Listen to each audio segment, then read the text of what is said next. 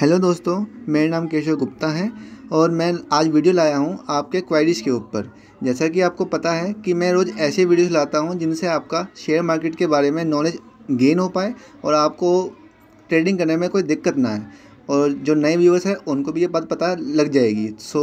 मैं उन जो मेरी वीडियोस पे कमेंट्स आते हैं या फिर क्वेरीज आती हैं उनके बेस पर, या फिर जो मेरे पास व्हाट्सएप पे आती है, स्पेशली उन सब के लिए ये वीडियो आज ला रहा हूँ। तो बिना टाइम वेस्ट किए शुरू करते हैं क्वेरीज के आंसर।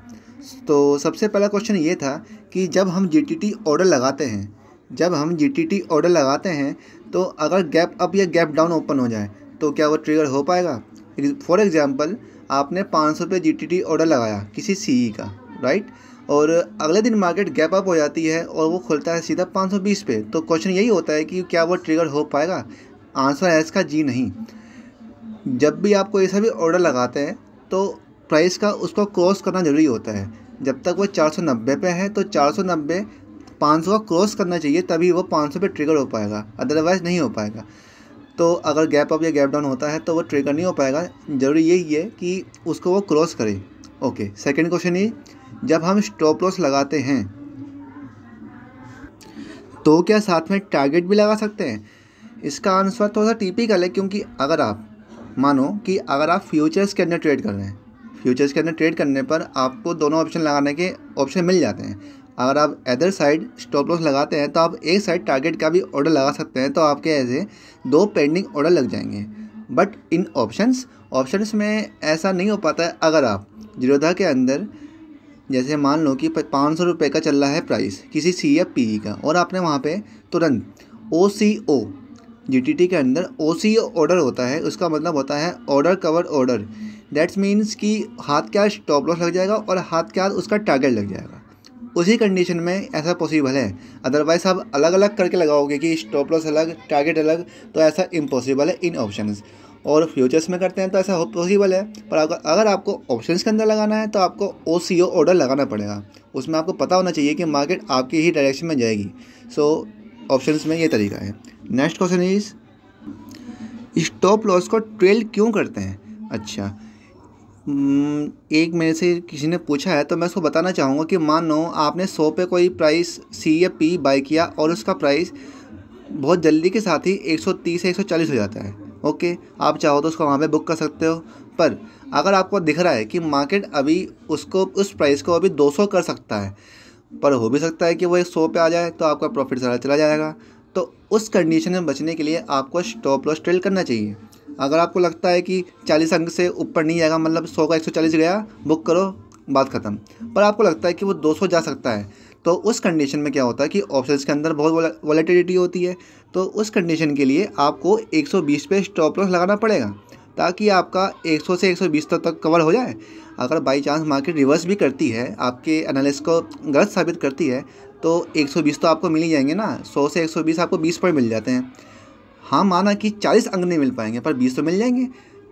अगर वो 100 का 60 चला जाता है तो 40 अंक के लॉस से अच्छा है ना कि 20 अंक मिल जाए। तो इसलिए आपको स्टॉप लॉस ट्रेल करना पड़ता है।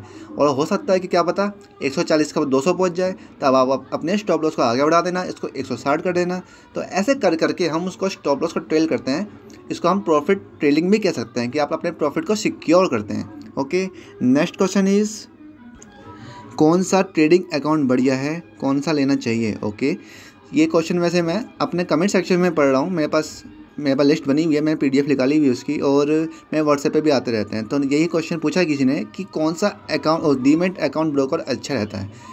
तो अगर आप जीरोधा में अकाउंट खोलते हैं तो जीरोधा का सरफेस बहुत अच्छा है, पर उसमें थोड़ा सा दिक्कत होती है डीप OTM बाइंग की। अगर मान लो कि 35,000 पे मार्केट चल रही है बैंक निफ्टी, अगर आप चाहते हो कि 36,000 पे लेने की, तो आप फ्राइडे, मंडे और ट्यूसडे को वो चीज़ नहीं कर सकते, जबकि एंजल बुकिंग के अंदर आप ये काम आराम से कर सकते हैं।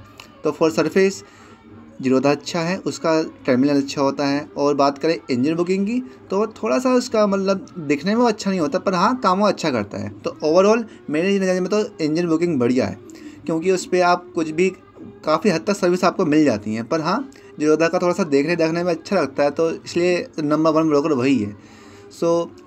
टॉप 3 की बात करें तो जीरोधा, एंजल बुकिंग और अपस्टॉक्स, ये 3 अच्छे रहते हैं। अच्छा, बाकी रहे एलिस ब्लू, एलिस ब्लू हो गया, आस्था हो गया, तो ये बेकार क्यों है? बेकार ये इसलिए हैं क्योंकि इनमें टेक्निकल ग्लिच बहुत आते रहते हैं।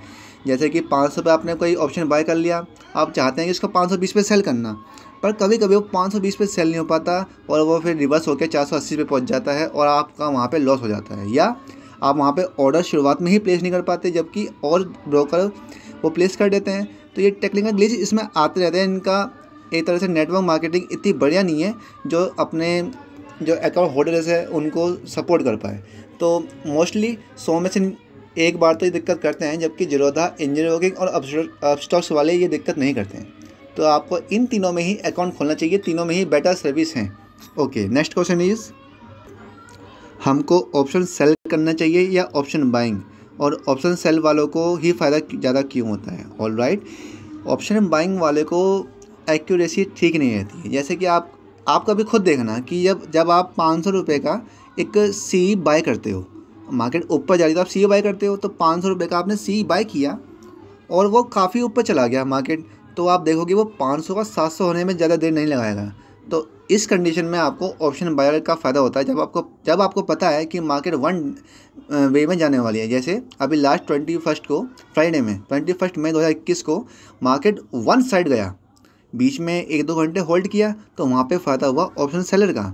ठीक है, मार्केट कंसोलिडेशन की, तो कंसोलिडेशन में जब आपको लगता है कि मार्केट है तो वहाँ पे ऑप्शन सेल करनी चाहिए, और जब मार्केट वन वे जाए तो ऑप्शन बाइंग करते हैं। ये बात तो आपको सब बताते हैं, मैंने बताई है, पर आपको कब ऑप्शन बाइंग करनी चाहिए, कब ऑप्शन सेल करनी चाहिए, इसका आंसर तो देखो जिसको मार्केट एनालिसिस करना आता है उसको अच्छी तरीके से पता रहता है कि कब ब्रेकआउट हुआ कब नहीं हुआ। अगर आपको ब्रेकआउट वगैरह सीखना है तो आप मेरे से कांटेक्ट कर सकते हैं, अदरवाइज़ आप खुद भी एनालिसिस कर सकते हैं। फ्री की वीडियो देख के यूट्यूब पे काफ़ी अच्छी नॉलेज आ जाती है। बट वही है कि अब हम रोज़ क्या करें। वैसे तो देखो मैं खुद ऑप्शन सेलर हूँ, ऑप्शन सेलर के लिए मार्जिन ज़्यादा चाहिए होता है, कम से कम 1,80,000 रुपये लगभग, और 2 लाख रुपये रखना चाहिए क्योंकि कभी कभी एडजस्टमेंट करनी पड़ जाती है। सो वही बात है कि आम आदमी, कोई नॉर्मल बॉय इसको नहीं कर पाता क्योंकि इसमें मार्जिन बहुत ज़्यादा लगता है। आप मेरी काफ़ी वीडियो देखते होंगे, मैं उसमें बताता रहता हूँ कि मैं ऑप्शन सेल करता हूँ, मैं प्रॉफिट बुकिंग होती है, सब बताता हूँ मैं बिल्कुल लाइव। पर वही है कि ऑप्शन बाइंग वाले को फ़ायदा इसलिए नहीं होता बस कि उसमें एक्यूरेसी परफेक्ट नहीं हो पाती। 100 में से 33 बार वो ठीक रहता है, पर 66 बार गलत होता है। अगर आपका ऑप्शन बाइंग के अंदर काफ़ी अच्छा सिनेरियो है, अगर आप एक बार प्रॉफिट लेते हैं 10,000 रुपये का और लॉस करते हैं 1,000 या 2,000 रुपये का, तब आप वहाँ पे ऑप्शन ट्रेडिंग कर सकते हैं। आप ये चेक कर सकते हैं, आप एक काम करिए, 15,000 रुपये लीजिए और उससे ऑप्शन बाई कीजिए। अगर आपका एक महीने के अंदर, एक महीने में 20 दिन होते हैं लगभग ट्रेडिंग के, और आपको उसमें अगर 5-6 हज़ार का प्रॉफिट आ रहा है तो आप ऑप्शन बाइंग कीजिए, और अगर आपको 5-6 हज़ार का लॉस हो जाता है तो आप बिल्कुल ट्रेडिंग छोड़ दीजिए। तब आप ऑप्शन सेल की तरफ बढ़ सकते हैं कैपिटल का इंतजाम करके। इससे ज़्यादा मैं आपको शायद डिटेल में नहीं बता पाऊँगा। Okay, next question is, option sell के अंदर क्या आप कॉल्स देते हो? सर मैं केवल ऑप्शन बाइंग के अंदर थोड़ी सी कॉल सर्विस देता हूँ फॉर एजुकेशनल पर्पस। मैं साफ साफ कहता हूँ किसी भी चीज़ में कि प्रॉफिट और लॉस मार्केट में होता है।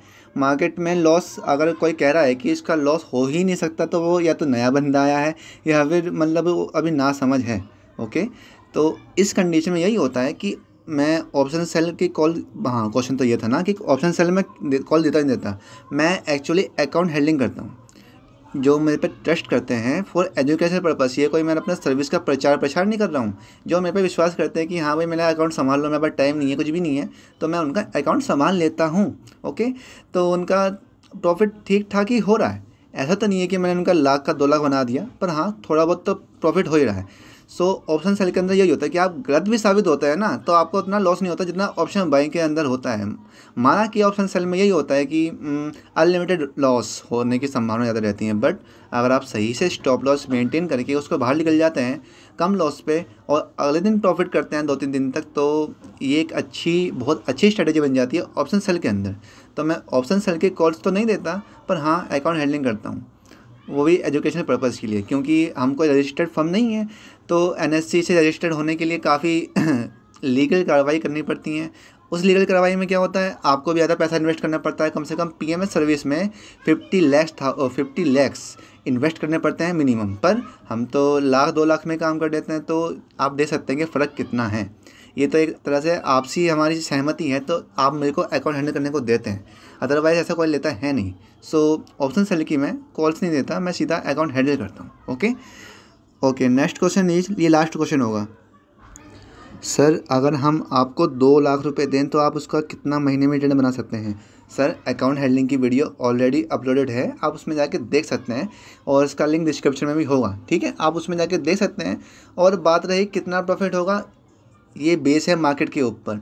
कभी कभी केवल आपका 2,000 का प्रॉफिट भी होगा और कभी आपका शायद 30,000 का प्रॉफिट भी हो जाए, और ये केवल एजुकेशन पर्पज़ के लिए है। मेरे को ट्रेडिंग करनी आती है, तो आप एक तरह से मेरे को देख के आ जाते हैं मेरे पास कि हाँ इनको ट्रेडिंग करनी आती है, तो शायद ये मैं इनके साथ काम कर सकता हूँ। मैं अभी बताया कि मैं हमको रजिस्टर्ड फर्म नहीं है, तो आप हमारे साथ आ रहे हैं नहीं आ रहे हैं वो आपकी खुद की मर्ज़ी है। ओके, मैं आपको बिल्कुल फोर्स नहीं कर रहा उसके लिए। सो मार्केट के कंडीशन के ऊपर ही प्रॉफिट डिपेंड करता है, मैं कोई नहीं होता मार्केट से ऊपर जाने वाला। ऑलराइट, मैं समझ सकता हूँ कि आपको इन सब क्वेश्चंस का आंसर अच्छी तरह से मिल गया होगा, और ऐसी वीडियो मैं हर संडे या फिर 2 संडे में एक बार लाया करूँगा। जब ज़्यादा क्वेश्चन हुआ करेंगे तो हर संडे आ जाया करेंगे, अदरवाइज़ 2 संडे में एक बार तो हम ऐसे क्वेश्चंस के आंसर दिया करेंगे। अगर आपका भी कोई क्वेश्चन है तो आप मुझे सीधा व्हाट्सएप कर सकते हैं या फिर कमेंट सेक्शन में कमेंट कर सकते हैं। ओके, अपना कीमती समय देने के लिए पूरे दिल से धन्यवाद, और मिलते हैं कल के बैंक निफ्टी एनालिसिस के साथ।